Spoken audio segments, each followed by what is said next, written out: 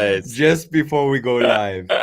Today, Andy, we have the amazing Chris Palmore. We've- Chris Palmore, the guy right that here. put this together. the author of Dear Gratitude, an Anthology. And he has his own podcast, right? He has his own Gratitude Space Radio. He has his own podcast. And we're going to talk about a subject that I think we both like, at least I like quite a bit. Gratitude Junkie. And we're going to do that on A Wonderful Chaos.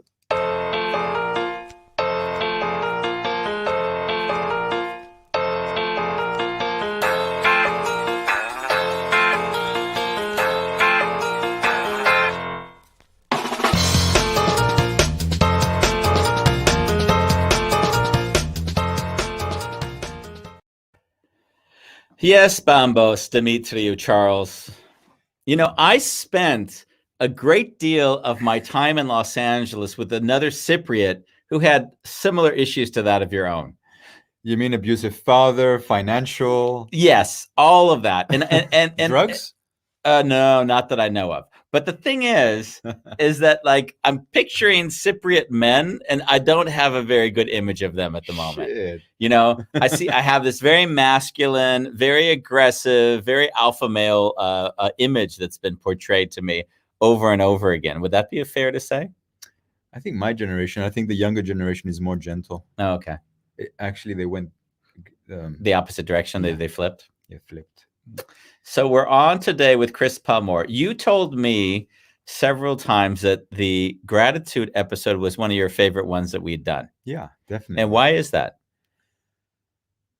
That podcast, I think I even talk about it on the podcast. There was little treasures Okay. in how, at least in my perception, how you experience different challenges you've had in your life. Uh-huh. And your approach was always love.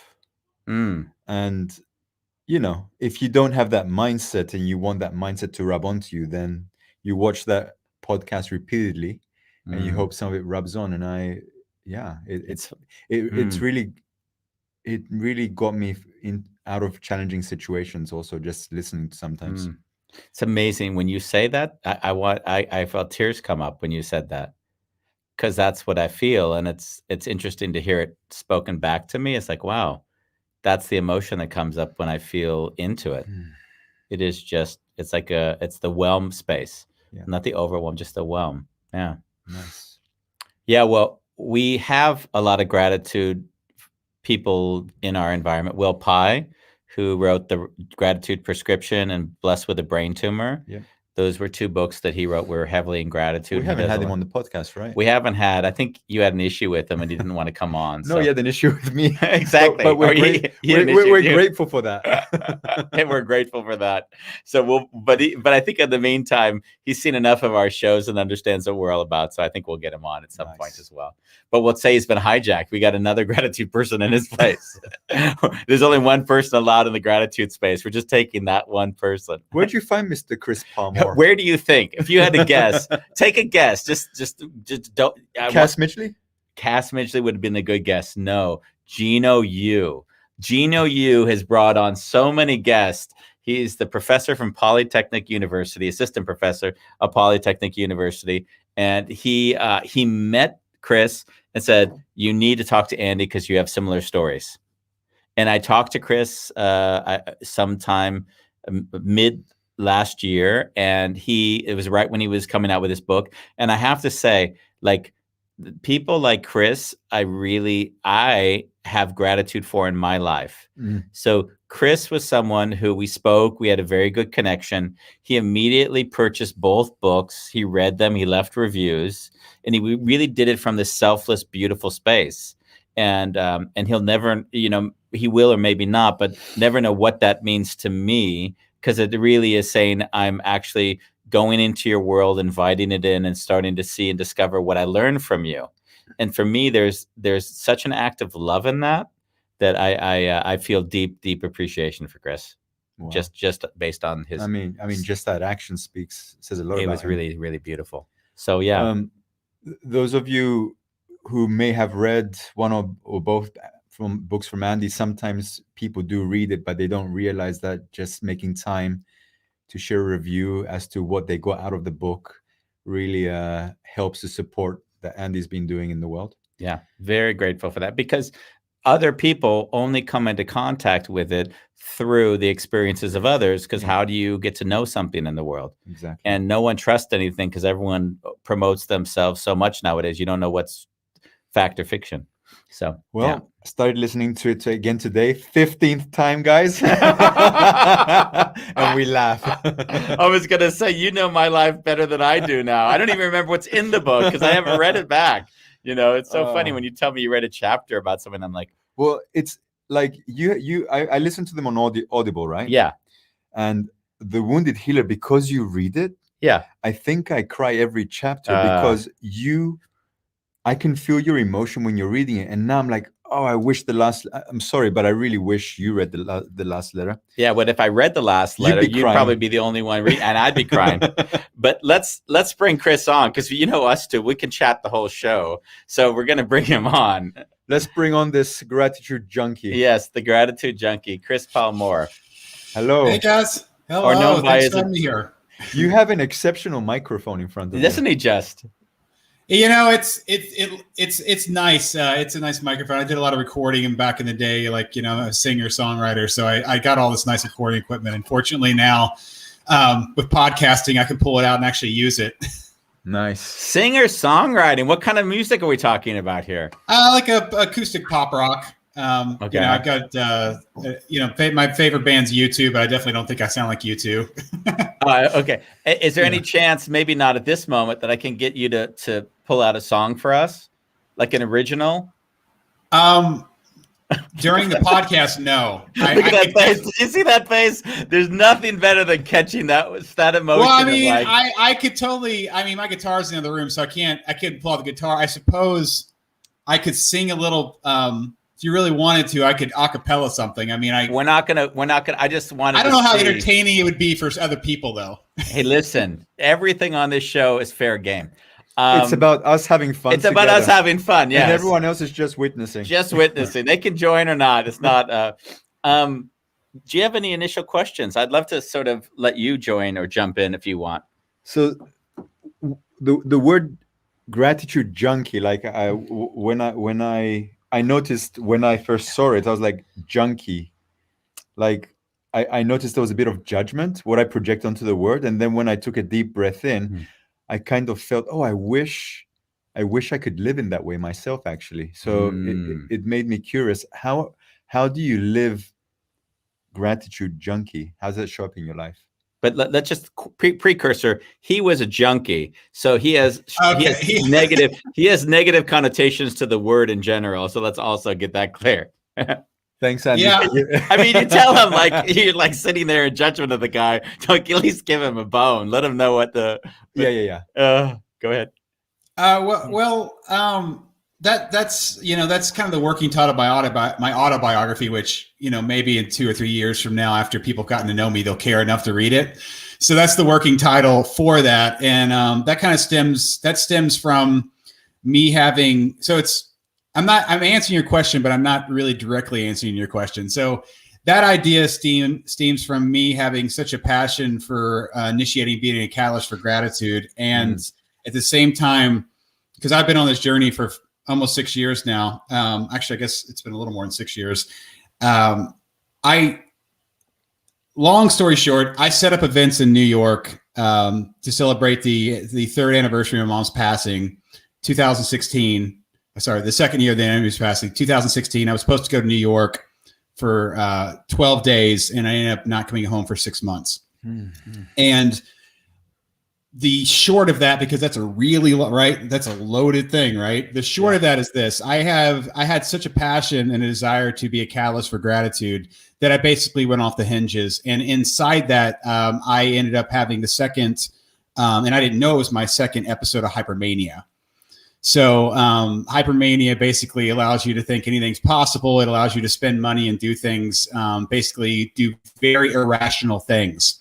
So when you think about technically having any type of passion where you have a belief that's beyond yourself and what you're doing in hypermania is not really the cocktail you want to take. Now, I'm very grateful it all happened. I'm sitting right here. I'm talking to you guys. everything that's happened in my life. I don't regret any of it. There's some amazing things. I learned a lot, obviously, had a lot of experiences, and I'm a very grounded person right now. You know, I'm not going to go, and I've taken it to the rails. I've stepped into the fire, so to speak, and I let it all burn down. Obviously, you don't know you're doing it at the time because you just kind of believe like we're walking. You know, this is what I'm supposed to do. But after it all, you know, when you know, you get to a place where you're bankrupt, you're in another country, and you're in the nicest place you've ever been, but you're depressed. You realize that you learn a lot about yourself, and you have a lot. You realize, you know, after that, you realize what happened here, and who am I grateful for? Back to like, what am I grateful for? Right. It really strings back to, you know, when everything goes wrong, not everything goes wrong, but when you're feeling alone and you're broke and you're in another country, you know, who's there for you? My dad was. So I'm giving you a really loaded answer. So that's where that kind of idea of that, you know, gratitude junkie came in, is the fact that I, you know, I had this idea, and then chemically, because of hypermania, it became off the rails. Yeah, so to speak. So, like, thanks for sharing that with us. That blows me away. Yeah. Like, I kind of thought we came up with junkie as a nice marketing thing. And now I'm like, Jesus, you really were a junkie. Well, you know, I didn't even mention, you know, going to Cuba, landing there with no money, not realizing that credit cards don't work in Cuba, and then having people basically hustling me, and then that's a whole other experience inside of that. That's its own massive story. So when I have worked on my memoir, which I don't really need, you know, that book's not out, but it starts with me, you know, landing in Cuba, you know, where this was just a spare the moment idea. You know, the week before I'd flown into Mexico, and I was like, there's Cuba. I think I should go there. I at the time, the person I was seeing was like, you know, the women in Cuba, they're basically prostitutes, you know, they prostitute themselves for what we consider like the cost of like, you know, like nail polish. Like, it's like the money difference and all this. And it just made me, and again, I was in this gratitude all the way hypermania state. And I go, well, I'm going to go to Cuba and alleviate some of that. Wow. And then you land in Cuba because you didn't prepare anything, right? Because it's last minute. I'm not even leaving out the fact I was supposed to leave the day before. My car ran out of gas on the way to the airport. All these roadblocks, right? Which I didn't see, right? I just like, let's keep moving. We're going to keep moving. You get into Cuba, you land. They let you know your credit cards don't work here at all. If you're attached to a bank in America, you have $0. So I landed in Cuba, and I immediately started getting hustled by some really nice people. Anyways, okay. That's a whole other story, though. I feel like, anyways, that's where, when I talk about this idea of gratitude junkie, like, I have a story that completely makes sense of that title. So I'm saying, like, I have a reason to feel that way, and that I feel like it'll resonate when it does come out eventually. It'll make sense. Like, when I was a drug addict, at some point I flipped and I went completely the other polarity, the extreme health, wanting to cultivate everything that I missed out on in the 10 years. Now, what was your flip? Was there a flip? Are you talking about when I went from leaving? Before you went into gratitude, was there a flip where yes, you didn't see life as this awesome place to be in? Yeah, well, yes. I had an experience. So my experiences, you know, I was very fortunate to be born into two loving parents who took care of me and raised me well, or however you want to say it, in a very loving home. And I, like most people, grew up with what I consider it's basically like reflexive gratitude or reflexive thanks. I'm working on that too. That's a whole theory thing. So it's like, I feel like most people get, like, it's courteous to say thank you, right? And that's a good thing. There's nothing wrong with that. But if it's reflexive without like intention, there's really no meaning behind it. So anyways, I would say that, you know, I understood obviously courteous, and I understood saying thank you, but I don't think I understood that emotion or was what was really happening until it was 2013, and my birthday was coming up, December 30th birthday. And I was actually listening to the Adam Carolla show, the podcast, and he mentioned how he felt like birthdays were like appreciation trophies. And he's like, if everyone gets one, what's the, you know, what he's like, really, what is it about? And he said that his idea was like, well, you can make it about something else. So it could be like an achievement, you know, celebrate some sort of achievement, or you can make it about somebody else. That's what I heard, was that somebody else who clicked with me. So my birthday was coming up, and I decided I talk about it in Dear Gratitude. It's like you hear things all day long, right? Like what sticks to your brain for a second, right? Like when was I conscious enough? So at that moment, I was conscious enough to go, oh, this is a good idea. My birthday's coming up. I'm gonna, and then I made the decision. I'm gonna make it about my mother. So I got up on the morning, December 30th. Like I was getting up really early those days, probably 4 a.m. I got up and I essentially wrote her what was a gratitude letter. That isn't what I went in with it, but it was just like, I'm going to celebrate my Mother's Day. I put it on Facebook. I put it on her Facebook because I wanted her to find it. So I wanted to surprise her with it. And I also wanted it to be public. So it was just a very simplistic act that anybody that can write can do. But I just had that moment. I took the moment. I spent the time. I wrote this letter.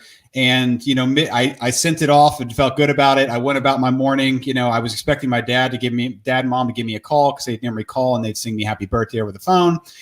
Mid-morning comes around. I don't get a call. So I'm starting to think, well, what's going on here? So I don't call my mom. I don't call the home line. I call my dad's cell phone number, and I get him on the phone, and, he wished me happy birthday. And then I thanked him, and I immediately pivoted to had mom read the letter.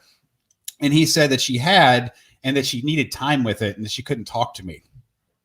And to drive this moment home more is, the day before, I'm sure I talked to my mom at a very young age. I had no problem kissing her on the cheek, and a family telling you I love you was very natural. So when he told me that, it still astonishes me, that moment, because what happened was I did something very simplistic, right? I wrote a letter of gratitude, and magic happened.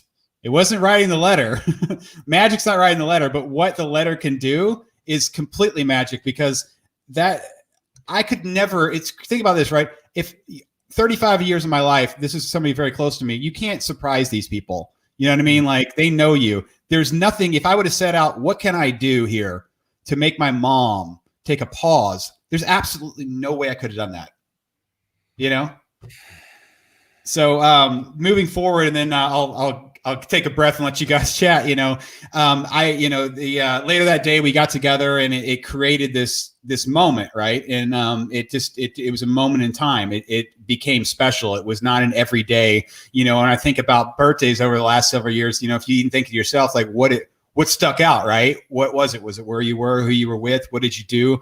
Most years, I couldn't tell you that, you know what I mean? Like, but that one I can tell you, right? I could tell you that one because it was a big deal and it meant something. And that was December 30th. And I didn't know at the time that, my mom's cancer was going to come back, and that April 30th, so it was 4 months to the day later, my dad laying on the, on a mattress on the floor in the hospice area when my mom passed away. So, and moving forward, in my story, obviously that was, it was a calm before the storm. My mom had been in remission for like 10 years. My mom was super mom. I really did believe that she would outlive all of us. And there was good reason to believe that, but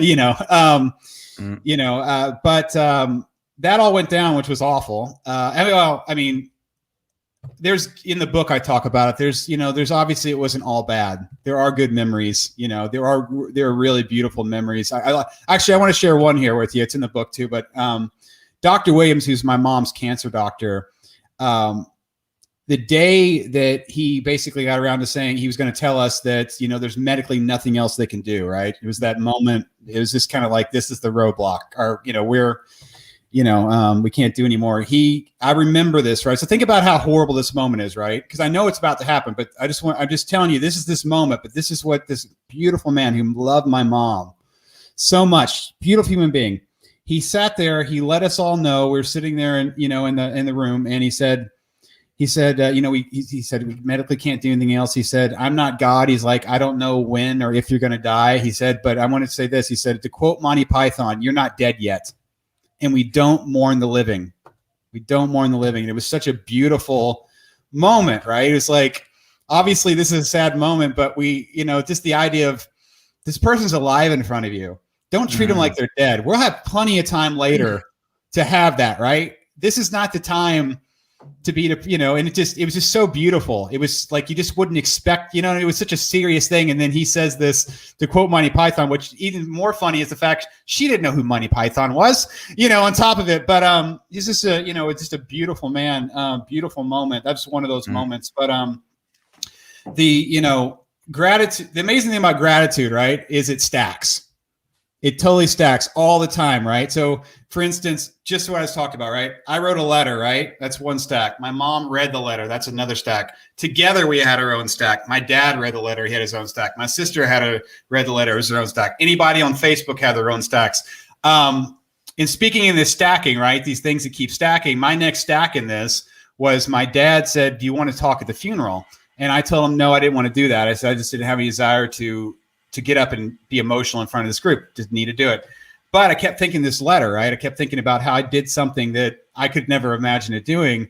And I had my cousin read the letter at my mom's funeral. So think about that stack. So now I'm sitting at my mom's funeral and I'm hearing my words being read back to me. You know, I'm going to tell you I love you more this year. I'm going to spend more time with you. I'm going to make you more proud. All these things, you know, and how bittersweet that was, right? Because it was like, well, I did say that. I did mean that. But now it's 4 months later and my obligation is nil, which is something, you know, when you say things like that, you don't think there's an end date. I'm just saying this year. Obviously, I could have said the rest of my life. But from that moment, you know, my birthday comes around the next year. I did it again. I decided I'm going to write a letter to my dad. That was a very different letter. So I did this. I had this experiment again, right? I was like, my birthday, I'm going to, you know, and this was a completely different letter. It was very emotional letter, very different from the year before. But that's the beginning of my gratitude journey. I mean, there's much more there, but I'm going to let you guys, please. We have a lot of quiet on the show, by the way. Cool. We just don't fill space necessarily. Okay. There's a lot of things that came up as you spoke. I had five different like kind of areas that I wanted to dig into. Some of them were earlier on as you spoke as well. You talked about that manic, or I don't know what the term you used for it hypermania. The hypermania.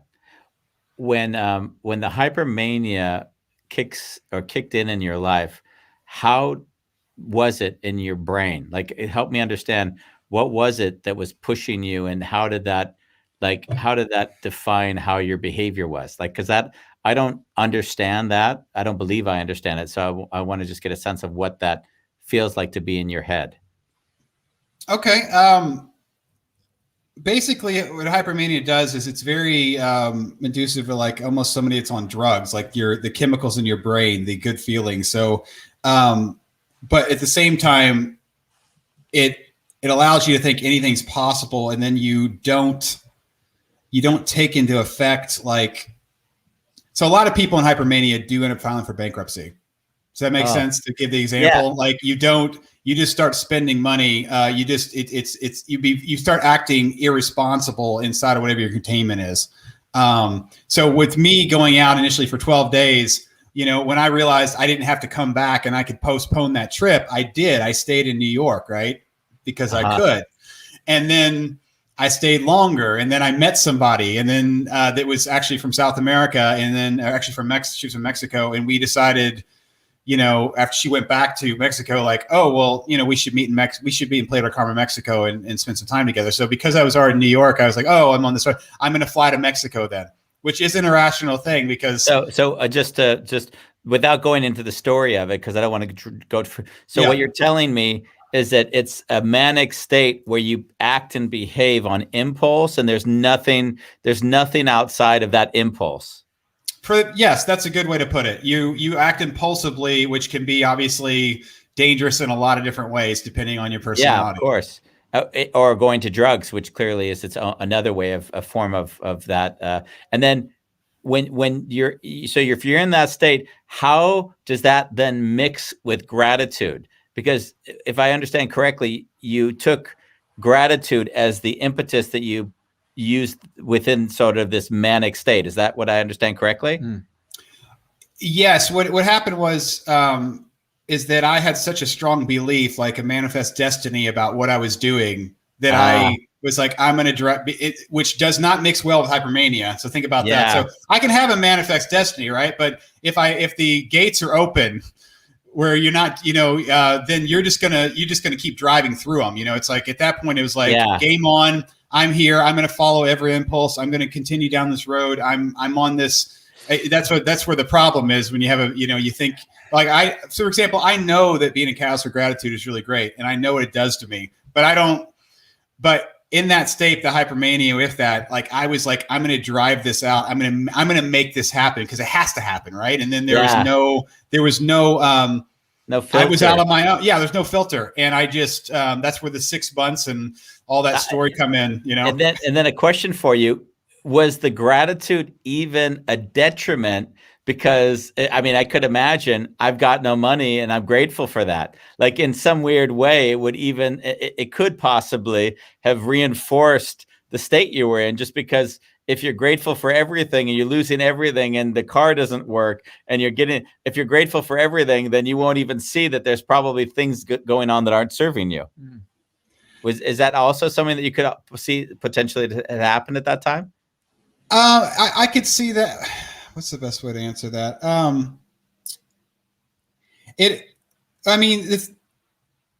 Yes and no. I think that, okay. So for example, most people, if you get enough space from a situation, can look back and like, okay, I can find gratitude in this, or I can see why. Obviously you need space, you need a little bit of perspective. The problem with hypermania and my mindset is I would go through these things like that. Like it would be, you know what I mean? Be like, for example, I had an amazing musician actually fly in from LA to play Gratitude Day concert at a venue I booked 2 days before in New York, had him come out, Samuel J., amazing musician, had all these hopes and dreams, right? Spent a lot of money. Okay. So get this. So we had this great venue. There's a lot leading up to this, right? And he's there and I rent the equipment. Again, this is him coming out was an afterthought. Like this was something I booked later just because I threw something out and asked a question. The night of the show, it's a big venue. He's there. We have the stage and basically nobody shows up. So there's basically at this point, we have this big venue. We have this amazing artist and it's me and like less than 20 people. And most of those people were like part of the venue. Like I think 3 or 4 of them, right? Anyways, so speaking to the idea in the mind is I saw this. Obviously, it was not what I wanted. My mentor had ingrained in me that if you can get the statement, it's either this or something better. If you can really live that in the moment, you can actually pivot. So what happened was I thought about this. I looked it around and I realized very fast, this is not what I was expecting because I wanted something big. But this is very cool because this is very intimate, and it was. I could tell you that anybody in that room, this was a very intimate thing. It was very special because it was set up to be big, but it wasn't. So it was in that moment. I remember right before we started, I went outside, and Samuel, the guy, because he was seeing how erratic, he didn't even know me. At that moment, when he saw that there were very few people there, he looked at me and he said, I see you now. Because he was thinking, I'm like, so, he just had this idea of I'm like this big guy who has money and putting on an event, right? He didn't know that this was just me honoring my mother. And I just really want to share gratitude because he didn't know me. But at that moment, when you see nobody's there, and he knows that I'm paying for it and I'm not a wealthy man. I did not ever say I was a wealthy man. He could look at me and say, I see you. And I'll honestly say when he got up on stage, and I spoke briefly. I said, right before he cut it off, I looked at him. I said, this is the best money I've ever spent. Wow. Talk about paying for a concert ticket, right? Yeah, exactly. Your private concert. Fascinating. Yeah, it's amazing. I didn't expect for us to go down this route, by the way.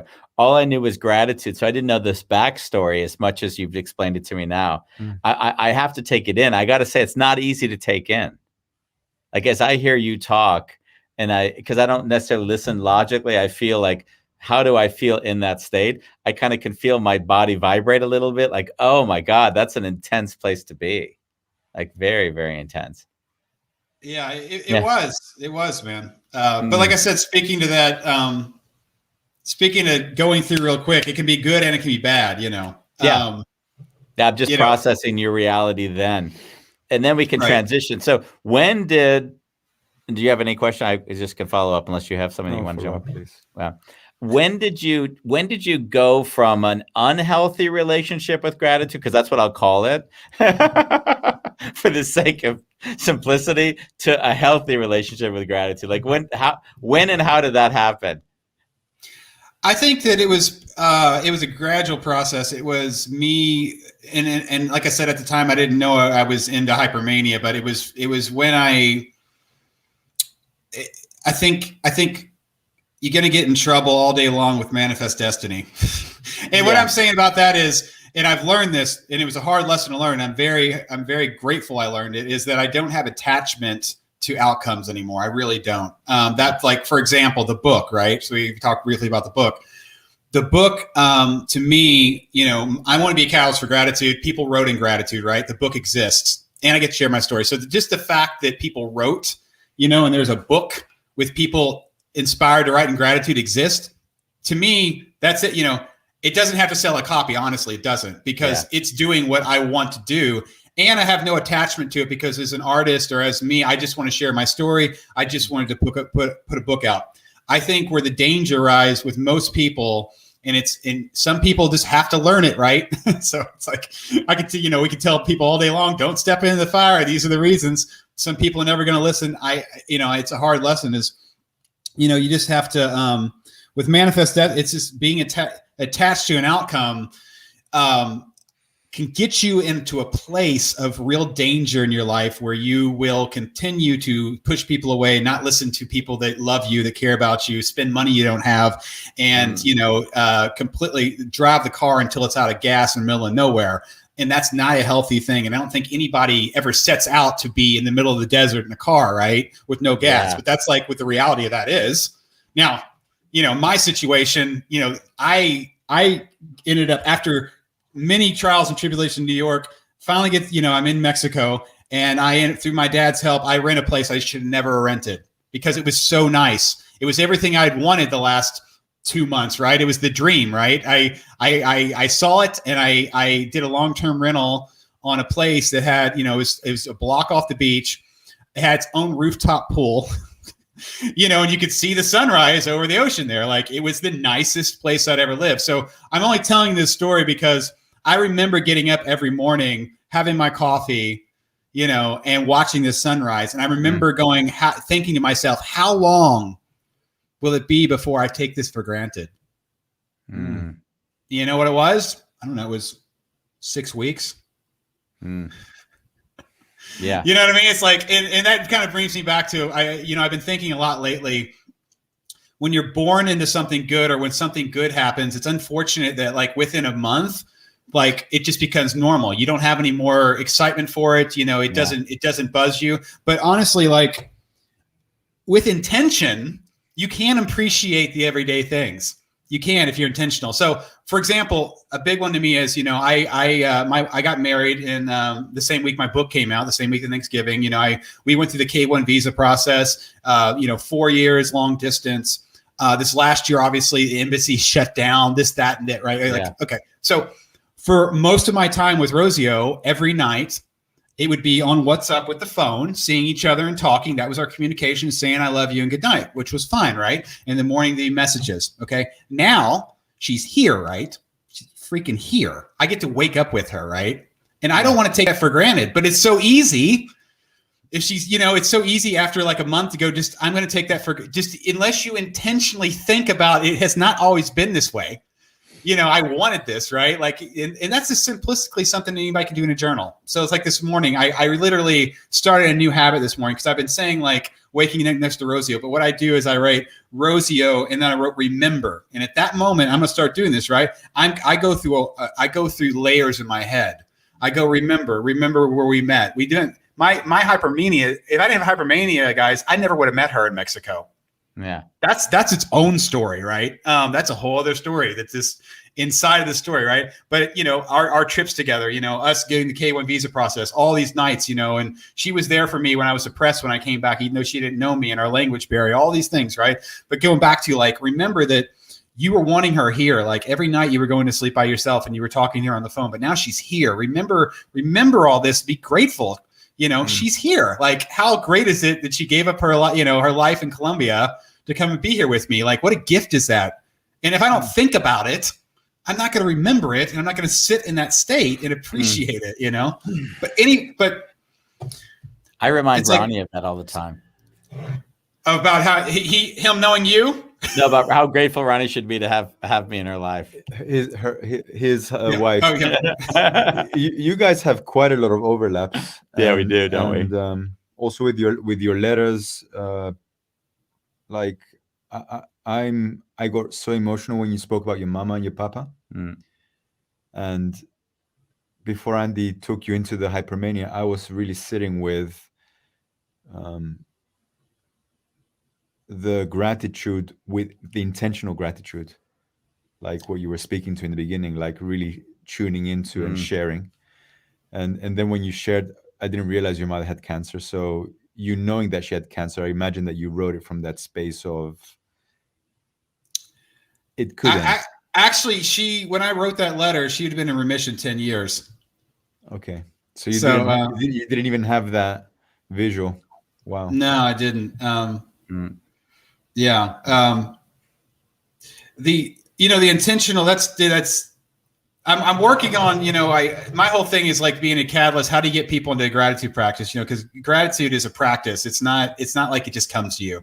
Getting back to like and that's why I'm even working, I'm working on another book, which it goes these layers, right? It explains these layers of a gratitude practice, right? And I'm bringing it back up because you said it's like there's reflexive gratitude. And I think that most people go through life living in a reflexive gratitude. And that's just because that's the way we were taught. Yeah. You know what I mean? It's like, again, my analogy, because I'm working on this writing, it's like thinking of like a kid on Halloween, going out with their parents, and okay, when so-and-so gives you the candy, say thank you. And they don't, and that's just, it's a reflexive. It's like, okay, you get what you want. Somebody gives something to you and you thank them. And there's like no more thought in it. It's just what it is. But the cool thing is you can take reflexive and you can move to intentional, right? So intentional for specific purposes, very simplistically, I think, a courtesy if somebody's checking you out at the grocery store is to say thank you. And I think that's nice and that's courtesy. But if you want to go intentional, then you go, you look them in the eyes, you be present for the interaction, you put your phone down, you say their name when you say thank you. Or you can say, you know what I mean? Like you show up for it and you mean to show up. It's almost like I'm going to be present for this moment. If somebody opens the door for you, you could just simply say, thank you for opening the door for me. So instead of saying thank you, because the thank you is almost like, good going. Yeah. It's like, we just intentionally go, we're going to be intentional in our gratitude. And that's where a gratitude journal comes in, because now you're being intentional. I'm intentionally going to write down what I'm grateful for. I'm intentionally going to think about my day. Right. And these are all steps, because you can't expect a baby to like write down 3 things they're grateful for. You just can't. You know what I mean? Like you have to start somewhere. There's a few things in that intention is that for, most of my meetings will start with everyone shares a gratitude. So that's kind of just a basic practice.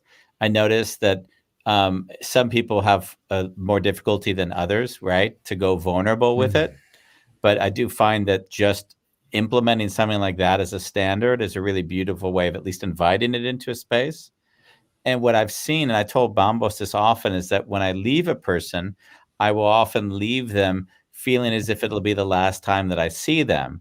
And then I allow myself to speak with that feeling through my words. And I don't necessarily do it.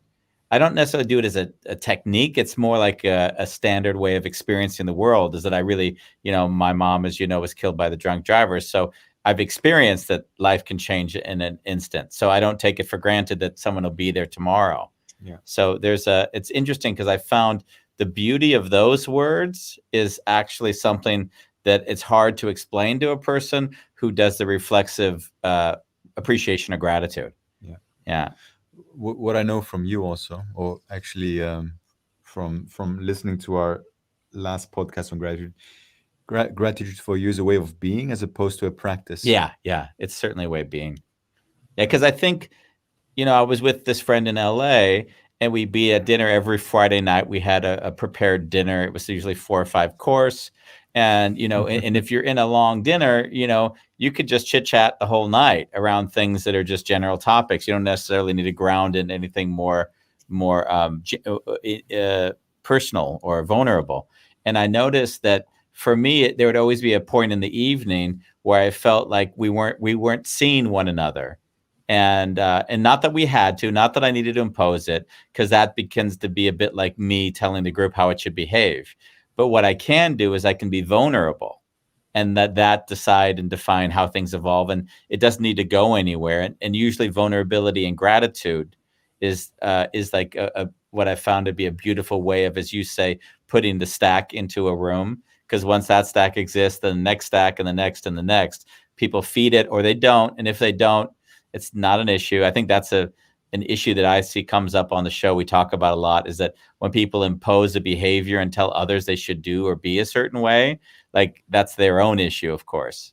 But with gratitude, I think you don't do it because you expect anything in return. You do it because through that act, it grounds you back into yourself, and you feel connected. And that's what I found. Yeah. Nice. Well, being present, being present is a massive form of gratitude. That's for sure. That's what because that's I love what you're saying about, the mindset of this is the last time I could possibly see this person. There's a great book called Itchy Go Itchy. And that's a T phrase, where they say that. And that's basically their way of saying that this moment will never happen again. This is special. And the idea is if we can build in people, that's what you're doing basically, is you're getting in your head, you're going, this is special, this is unique, this will never happen again. And it won't, just if we talk next week, we're in the same clothes, we're not the same people, it's never the same river, but if you can build an intention to go, this is special, you're going to be present, right? Because at that point, it's not every day. It's not like mundane thing. It is, you go, this is special, this will never happen again. We can be more present, and then you appreciate where you are, opposed to, how the mind is, we can be everywhere but here at any given moment, right? Yeah. So, but being present is huge gratitude, because you're showing up for this is all there is. This right here is all there is. The future has not come here yet. The future is just an idea. When it arrives, it's not the future. It's now. The past is gone. That's why it's like, here and now is really where it's at. Now, when you can become present, gratitude, I think that is a huge factor. Appreciating you're appreciating the person being there with you and in the moment. And that's massive. That's a massive form of gratitude. Yeah, for sure. Yeah. You transition into the anthology. So what happens that makes you now say, okay, I need to do a book? And then how do you come up with this idea that you're going to get 50 people to write their versions of what they experience and how they see gratitude in their lives? Thanks. Yeah. Well, it's funny. We go back to, people tell you things, you hear things, and what sticks, right? So 5 years ago, my mentor, and he wasn't even my mentor at the time, Thomas Kalopoulos, when I got on the phone with him and had this conversation that I still remember, unforgettable conversation. At the end of the conversation, a couple of things came out. He looked at me, he didn't look at me. We weren't doing Zoom, I shouldn't say. He said to me, Chris, what can I do for you? Which really blew my mind. But then after I was like, we decided, I was like, well, if you can just assist me and I can talk to you. He said, because he's an author and a keynote speaker, he said, well, you need a book.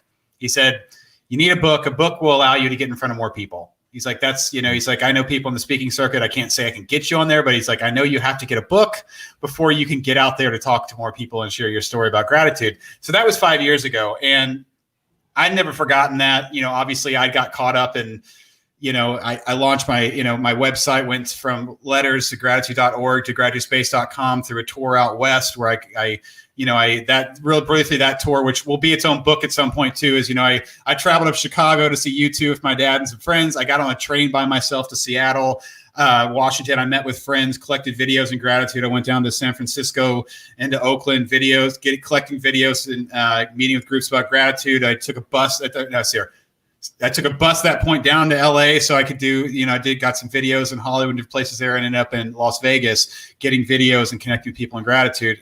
So at that point, I launched gratitudespace.com and it came all about the videos.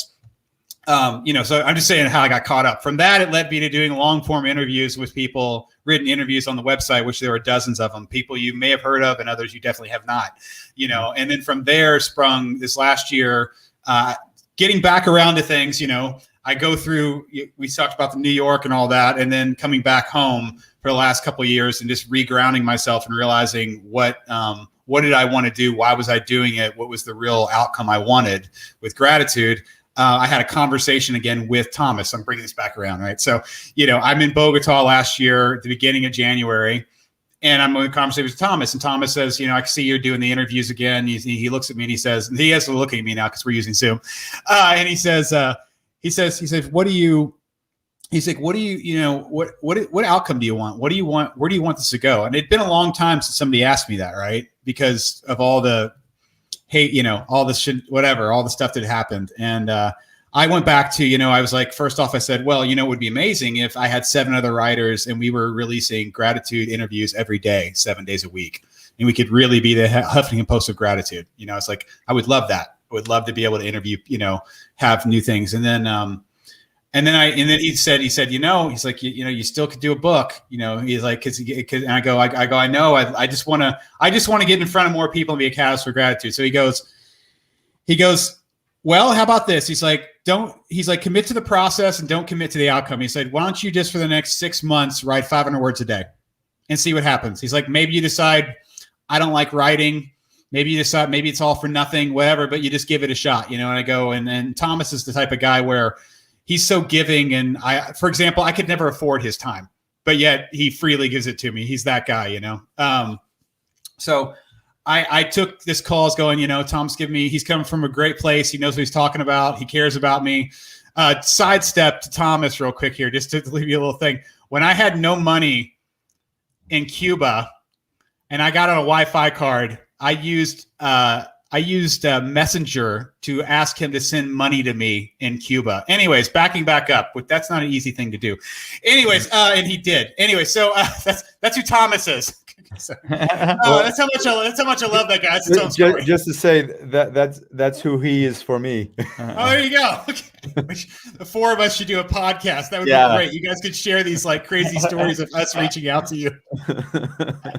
So I wrote for, I got back and I wrote for 6 months, and out of that became, the idea was a big idea, like that gratitude junkie idea. But then I realized people don't know me. They don't want to read 300. Nobody knows me enough to want to read like what would be marrying me. Like I'm not known enough for a 300-page book about Chris and his adventures.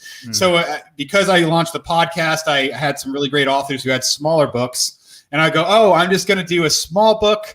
It's like, come date me. Let's talk about gratitude, very simplistic idea. So I met my editor through another mentor. And after my editor sat down and read the 100,000 words that I'd written over 6 months, right? Which there's nobody else in the world who would ever do that.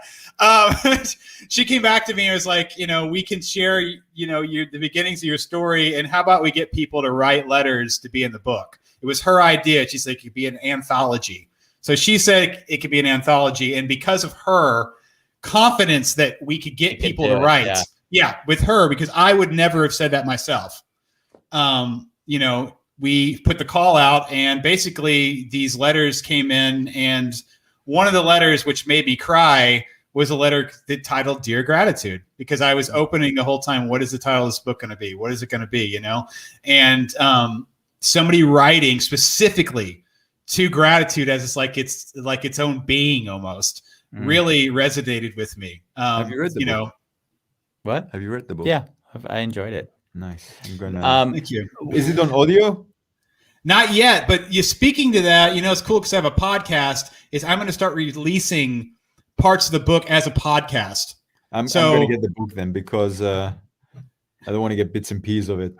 The thing to go back to your process, because there's the content, which is interesting, but I also love the process, and it's one of these things that it's so basic and everyone knows it, but they never do it, is dedicate to the process without the outcome.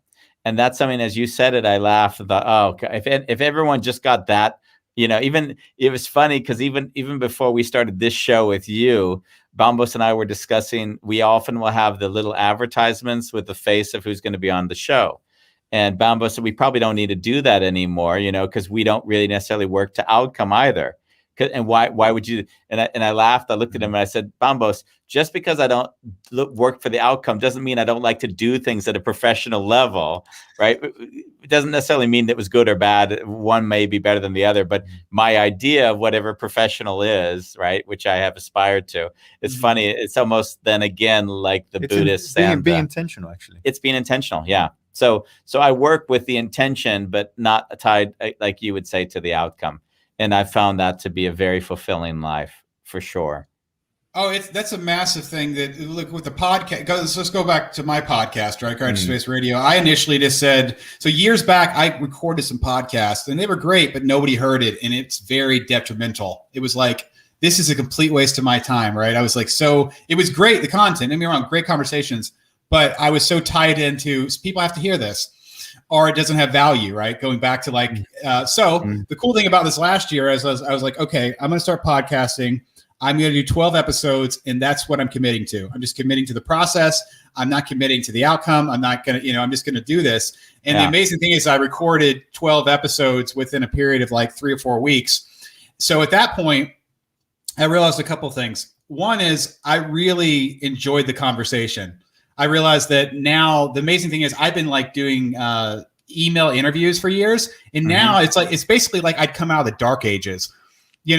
Before I was rubbing two sticks together because I was like emailing questions and I was having to build a website, this and that. Now I have audio and video, real conversation, and I can do anything I want with it, right? Like it's literally like somebody gave me a Zippo. And I was like, wow, if my whole thing is I'm trying to inspire gratitude, I'm trying to make content, I call it gratitude media or gratitude art. Is what we create together. This is like the golden age is podcasting with video. I mean, it's like night and day. So after the 12 episodes, I realized, well, I just love the conversation. The conversation is the cake. Sharing is the icing. I just want to eat more cake. So to do that, I can't release one a week because if I get somebody next week I want to talk to, they gotta wait 3 months. So like, how do we build, so it's like, I was like, I got to have other ways to do gratitude podcasts. So the first new one was I interview people on their birthday, celebrating people in their life. So what I've done is I've recreated what I did with my mom, but the media is the podcast. And the second time I did that got listened to more times than the person that has a book out or that done tours that like speaks everywhere. It's like it was, and I didn't have to prepare for it. There's no preparation. I don't have to read a book. I don't have to get into like, it's just basically the great thing is like, this is so-and-so. We know each other because of this. Say who you are, okay, it's your birthday. Who in your life are you grateful for? What do you want to share? And it's freaking beautiful because it's directional. It's literally like because all I want is to get the full circle. Literally, when it comes to gratitude, I want to get the first circle. I want to create the moment and I want it to connect. So the great thing is like, for example, Chantel last week had her birthday. She did the podcast with me. She shared gratitude for her mom and her stepfather, right? And intentional gratitude was a great moment, right? It was really wonderful. Created the moment, this and that. She writes me later. She's like, my mom listened to it and like, she just like, she's like, she wants to get your book. And like, we really can like, it just sparked because it sparked gratitude, more gratitude in Chantel, who's an awesome person. She's already grateful. And then it's connecting her and her mom because they talked about, you know what I mean? Like, cause she shared a gratitude for her mom. Like it's just, it did all the magic without any of the prep work. And then, so that's, and then I do the only reason we're connected, Andy, is because I met Peter Williams, who's Gino's friend, and we do a podcast called Productive Accidents. He's right behind on the screen there. We do one into Hong Kong with his friends. So we get to share gratitude and productive accidents. And the productive accidents straight up is he invited me on a thing. Gino showed up. Then Gino's like, you need to meet Andy. And here we are. Like, think about like these layers. And I love looking back and going, wow, am I grateful? Think about this. Like you think about connections. I call it gratitude cube. Like how are we sitting here right now together? What had to happen, right? When you think about these layers, these people, these connections, there's so much. It's one thing. It's cool. Life feels magical. And man, there's gratitude everywhere. Nice. Or you just spend some time with Gino Yu and he'll connect you to everybody in the world. Gino, you. Did you have a question? Looked like you had a question earlier. No, not really, but I have like 12 100 friends on social media, Facebook. I kind of did the spring cleaning thing, and I promised myself, whoever's in my network, when it's their birthday, they get a personalized voice message. Mm. And it's not just saying happy birthday, but really tuning into what is the memory where I felt touched by them, and sometimes people that I haven't met. And then I'll just tune into them and I'll share something, and it's always on point, and I'll always get a reply. This was the only message I got, the only voice message, because at some point I felt so overwhelmed by people just saying happy birthday. And it was very generic and automatic. And of course, I'm reflexive. Yeah. So this was my way of like not just being random with it. He did that for some woman that he met at Christmas time, and she said, "Don't send me any more messages." She was so moved by it.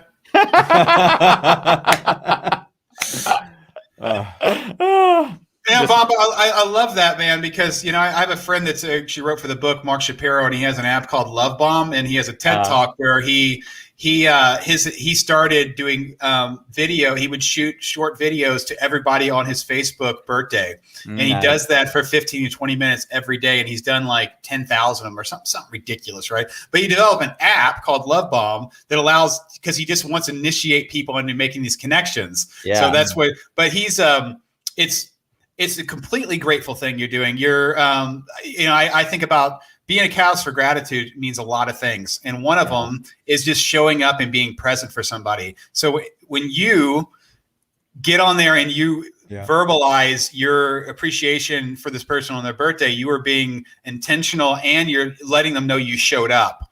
And it's massive form of gratitude to do that. And to speak to that, Ethan, me, I have these gratitude cards, which are part of my practice, and on someone's birthday, I know I'll handwrite it. And then, for example, I've got a bunch up here, and then what I do is I take pictures and I send it to the people. Nice. You know what I mean? And my uncle wrote me, and he's like, I got a voicemail from me. He said, I had 300 people thank me in Facebook, but your handwritten message meant so much more to me. Right? Just spending that extra couple minutes, right? Making it more intentional. It means so much. It's beautiful. And to me, I find it's just a simplistic form of gratitude. Well, what I find beautiful is that with Facebook, you're connected to people that you would never in 100 years ever have their phone number or access to them. So like there's people that I've gone to say high school with that I haven't spoken to, but it'll be their birthday. And like last week I called someone I hadn't spoken to in 30 years and just shared appreciation. And it was, I think that's something that people don't often do enough, or if they do, they kind of think, what's your ulterior motive? Like, what do you want from me? As opposed to just being present and showing the gratitude. It's very, very funny. I think that's one of the sad things about growing up is that people in their grown up state of mind really lose track of the childhood. I remember it as a kid. I'd call up my friends in high school to hear how they were. And I have never lost that feeling in myself. So to call up the friend, mentally, I'm still where I was when I was 17. So why would I put on a different sort of show now, right? But the mortgages and all that stuff changes people's perception of time, right? Unfortunately. Yeah. Well, I love, a lot of people hate social media, but I just like a knife can cut me or stab you. Like I love social media because, again, back to, these connections, right? What we're doing right now, for example, a great little snippet is I do a podcast called Gratitude in Sobriety. And the only reason I met Curtis, my co-host, is because I follow the hashtag gratitude on Instagram, right? So, 5 months ago, I see this I see it pops up, right? So think about how cool this is. Like it just popped, was one of those that popped up while I was looking. And it was something like, I'm 5.5 years sober and I'm so grateful, something like that. And I could see that people were engaging with him making this statement. And I just got on there and was like, I would love to talk with you, having on the podcast. And next thing you know, I'm talking on the phone with him, somebody I would never meet in my life. I like to use a term like I landed on planet Curtis, right? Because these are people I would never know ever, right? If these social platforms exist, never would have met, right? And now we've this week we're doing our 7th podcast in the series where we're just bringing people in their sobriety and talking about gratitude and sharing stories, right? Because there's so much gratitude in that.